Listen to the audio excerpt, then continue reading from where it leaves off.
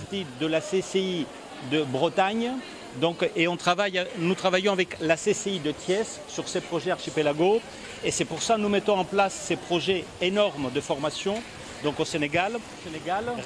Car à laisser casser la figure en Méditerranée ou dans l'Europe sans but, sans objectif, c'est une catastrophe. Captez tout ce qui passe à côté de vous pour pouvoir en fait demain matin, la tête haute, lancer votre vie professionnelle au Sénégal et éventuellement plus tard, parce que le monde est devenu un grand village, avec le web on communique avec tout le monde, peut-être bouger, il n'y a rien qui vous empêche de bouger, mais par contre d'abord les bases dans votre pays, qui est le Sénégal. On se félicite d'avoir reçu une mission venant de la Chambre de commerce, accompagnée de M. Paul, chargé de la formation au niveau de l'Union européenne. Disons que nous, on se glorifie et d'avoir été choisi comme centre donc, qui va assurer la formation. Bon, espérons qu'Inch'Allah, ce que les gens, le choix porté sur le centre, nous allons, au bout de 10 mois, 9 mois, arriver à, si vous voulez, au résultat escompté. Parce que nous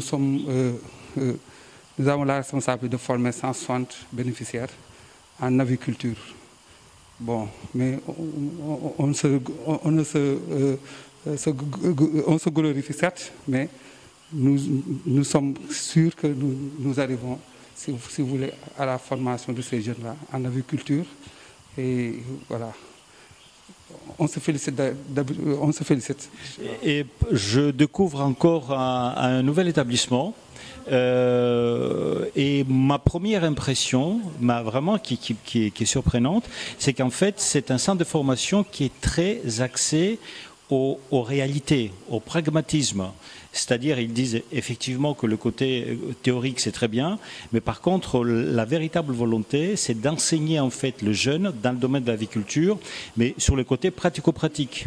Voilà. Et quand tout à l'heure, le directeur de l'établissement m'a parlé sur une partie de la formation qui est une formation y compris en anglais, je trouvais ça assez intéressant. Et il m'a expliqué que lorsqu'ils lisent en fait un produit agricole qui relève de l'aviculture, bien entendu, et qui est en anglais, ben, il faut savoir de quoi il s'agit. Parce que toutes les plaques, si ce n'est au niveau d'hygiène, hein, c'est en anglais. Je trouve ça assez astucieux. C'est juste un petit exemple. Mais globalement, l'école est ancrée en fait à la réalité du terrain. Et ça correspond parfaitement au projet Archipelago. Voilà.